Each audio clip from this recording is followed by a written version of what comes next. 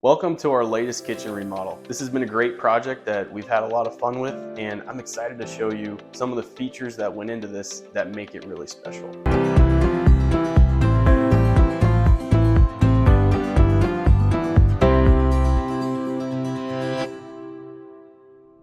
These guys came to us a few months ago and their kitchen was falling apart. Their kids are out of the house. They're ready to make their house their own. They want to invest and put the good stuff in their kitchen. And that's really who our specialty client is. Now, besides from just being a really beautiful kitchen, there's a lot of thought that goes into how we lay these out and what organization features we put in here. I'm going to walk you through those today so you can see exactly what you can expect in a kitchen design from us. So one of the first things you'll notice about this kitchen is that it looks like the range is kind of tucked over to the side here. Now, some of you might think, well, why didn't you center that up so that you don't have your range right next to your wall? And the reason we did that is because we wanted a large cabinet here to fill this space. If we centered it up in this space, then we would have just had, like a 12-inch cabinet and a 12-inch cabinet. And 12-inch cabinets are fine, but you don't get a ton of functionality from them. You could maybe have one drawer and an open bay underneath, really nothing added in there. So instead of splitting the difference there, we decided to add a 2-tier cutlery divider here. Now this is a really nice organization feature. It just adds so much more storage all in one drawer. And this is really cool. So you can see that top portion there slides back. The lower portion is great for stuff that's bigger, like bigger spoons, spatulas, things of that nature. And then that top tier slides easily right back, and you've got forks, spoons, butter knives, maybe even some room for some other knives up here. That's why we elected to save that space and just go with a larger drawer divider there. Now the other thing you'll notice about this is hood over the range instead of a microwave. And this one actually kept me up at night. I'm not kidding, because I was thinking about it. And normally when you put a microwave up above the hood, they're gonna be left-handed. And what I immediately thought of was, well, if we put a microwave up here, then you're gonna have a hard time opening this microwave. It's gonna hit on this wall over here. So that's why we elected to go with a hood. And to be honest, I'm a much bigger fan of hoods anyway. I think their ventilation is much better than what you get with an over-the-range microwave. So I think this was a great choice for this space. But some of you might be saying, oh, that corner there looks a little dark. Well, check this out. Not so dark now, is it? Got a nice hood liner light that goes on the range. That's also another benefit of these hoods, is I think their lighting is just better than the under cabinet microwave. But if you can't tell, I'm a little biased against the under cabinet microwave. We still use them, sometimes it makes sense, but this is just a better product. Check out the alternative to a Lazy Susan cabinet. This actually might be better than a Lazy Susan. Let me know what you think. Ooh! Now that's called a blind magic corner cabinet. And what I really like about it is it takes one of the world's least favorite cabinets, a blind corner cabinet. Because a standard blind corner, you gotta crawl all the way back there just to get to anything that's on a shelf. This takes the worst cabinet in the world and makes it pretty sweet because it pulls everything out. It allows you to adjust height on these shelves. And this is actually one of the best cabinets on this project. This might be slightly controversial, but I absolutely love a large single basin sink. I mean, this just feels so much better than that classic 2 basins where you got a divider down the middle. It just feels a lot more cramped. Now this one is a really popular cabinet. It's a 2-drawer base, and people love these because they can fit deep pots and pans in these without having to store them in a pantry, or a normal cabinet, just like a standard cabinet, is just gonna have a shelf in there, a drawer up top, and one door. It's much better accessibility wise to have something pull out and just be able to pull those heavy pots and pans right out of place. All right, now all my bakers out there, you already know what I'm about to show you.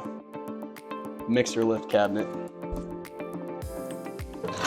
I'm not gonna snap it up all the way because I only have one arm, and you need 2 to bring this guy down. But come on, who doesn't love a mixer lift? right next to, oh, spice cabinet. Come on.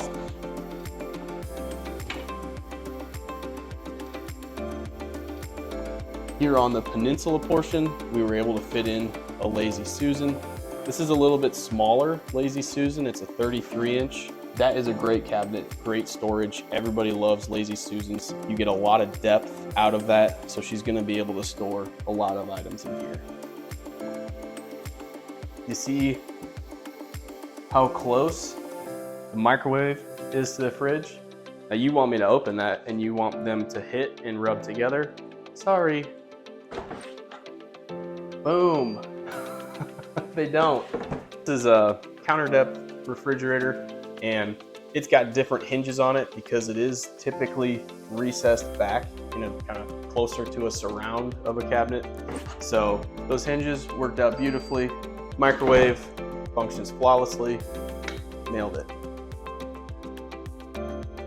So this section here is, it's kind of a bonus section, but it's also really important to our client for this design. Now, before they had kind of an old school hutch here that was super decorative. It was like a dark oak stained wood, and this can be used in traditional and transitional designs. I would say this is more of a transitional kitchen than a traditional. We don't have crazy millwork everywhere, but we brought this in because the client had an old hutch that was really important to her, but it didn't fit into the scheme of this kitchen. So we added a little bit of decoration, not overkill, this isn't too crazy, but we added a little decoration with these Gothic mullion frames, and we're able to give a nod to that old hutch while improving countertop space and just adding a lot more functional storage to their design than that older hutch that they originally kind of wanted to hang on to, but I convinced them to let it go. One thing you'll notice about this kitchen that wasn't there before is this peninsula. This isn't a grand, huge island. It's not a massive seating area, but they didn't really need that, right? They wanted to make this home able to fit their lifestyle, which in their case, you know, they're okay with just having 2 seats on a peninsula, and that's perfect. I think that works really well with this design. We've still got a good walkway here, but we've got a nice seating space for day-to-day breakfasts, lunches, dinners, you know, whatever we want to do. We've still incorporated a seating space in here, and I think it just works well. Now, the other thing you'll notice is we've got a boatload more countertop space. I mean, that was really one of the main goals of this project, was to actually get them some workable prep space to get some of those fixtures off of the countertops and underneath while expanding our prep space significantly.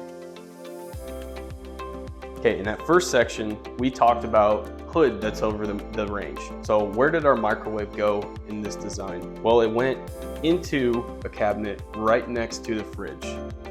I think this is just a much more accessible height for using a microwave as opposed to reaching up. Especially, you know, these guys don't, but if you've got smaller kids in the house, they can actually get in here and have a fighting chance of using it without climbing up your countertops and then falling off. This is always my go-to.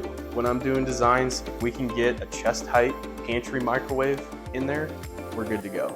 Massive bonus feature with these pantry microwaves is, usually we do this, but we get 2 roll trays right underneath that microwave.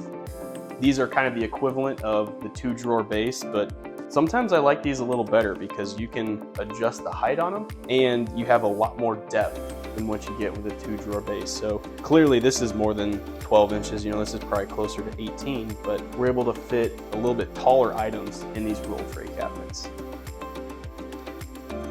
These guys don't have a huge need for it, you know, they don't have young kids at home. Plus they've got plenty of upper cabinets in here to make up for some of that storage, but I really like the fact that we were able to get a pantry storage in here. This is just great. Vertical storage, a lot of dry goods, and even though it's small, it's gonna pack a punch and make a big difference in this kitchen. If you'll notice, in the before pictures, we had soffits up here before, and those soffits, I don't know why, they're just super common in a lot of older homes. I think it was just to drop down the ceiling height because maybe they didn't make cabinets taller than 30 inches back in the day. But anyway, so just by eliminating those soffits, we're able to get a lot more storage. We essentially doubled our upper cabinet storage. We don't have that old style that goes down the middle that makes it a lot more difficult to store items. These are fully open, and we can actually fit some of these larger items in there, which is a great benefit. Now this project, we did run into a hiccup in the ceilings. We actually took out those old soffits and we found mold up there. That's just one of those things that you gotta be prepared for as a homeowner, is sometimes the unexpected happens in a remodel. We reacted as quickly as we could. We got a mold remediator in here to take care of it. And really at the end of the day, all that happened was a little plaster patching on the ceiling, and you can't even really tell. So that is something that happened on this project, but you just got to be prepared for it. You know, we always tell our clients to save or set aside maybe an extra 15% of your project total, just in case something like that comes up. Use it on stock in your new kitchen, or you know, go on a vacation. Either way, always be prepared during your remodel for the unexpected to happen. One other feature I'm really proud of in this kitchen is the lighting. So the lighting in here before was absolutely abysmal, and we really lit this guy up and got much more functional lighting in here. We've got under cabinet lights for the working surfaces. If you're not doing under cabinet lights, I don't know what to say. I mean, you know, you gotta have them. It's just the best way to light your working surfaces. All right, and then we added a lot more flat can lights to the ceiling. I really like those. They can go anywhere. They don't have that big old housing that the classic can lights have. They're really flat, really thin, and we can change the temperature of the light, so we can make it closer to daylight. We can make it a softer light. One of the first things you might notice is that this window trim is actually still a stained trim. Now, you might scratch your head and say, well, that doesn't go with this design. I mean, stained trim with the window. But here's the thing. So your kitchen ties in with all the other areas of your home too. You see, we've got this old, not old, but it's kind of a chestnutty stain. All the doors and trim, hardwood floors, those are all kind of in that red chestnut stain. That's really one of the decisions that we have to make during the design phase, is what direction do we want to go with that? Do you want to change out all of the doors and trim in your house to kind of match this updated aesthetic? No. Okay, well then maybe we just live with one piece of casing around the window and the base trim. I mean, honestly, I don't think it looks bad. I think it works in this design. It kind of ties everything back in with the rest of the house. I think it feels natural. I think it looks good. This is a new doll tile backsplash that they came out with, but I really just love this pattern. I think it's beautiful. I think it's unique. I think it's fun. And you know, a lot of people, they want to sometimes stay simple, stay conservative with a subway tile, but I feel like this is such a neutral backsplash color-wise. I mean, we've got gray, white, tan in there. It really blends with everything in here, and I don't think the pattern is overwhelming. I think it looks really sharp and really clean. We love this lower color. This is called smoky blue. It's just a nice soft blue. It's not like that dark navy blue that I think can kind of be a little bit obnoxious. Of course it can work in the right setting, but I don't think it would work here. This is just a much more softer, it's kind of a feminine tone of that blue. And I think it works really well with our overall layout.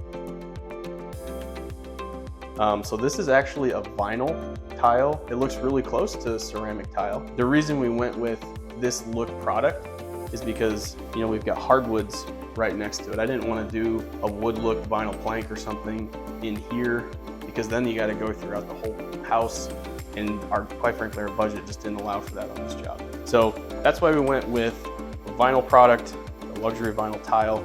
I think it looks great, and it's going to be maintenance free for a long time.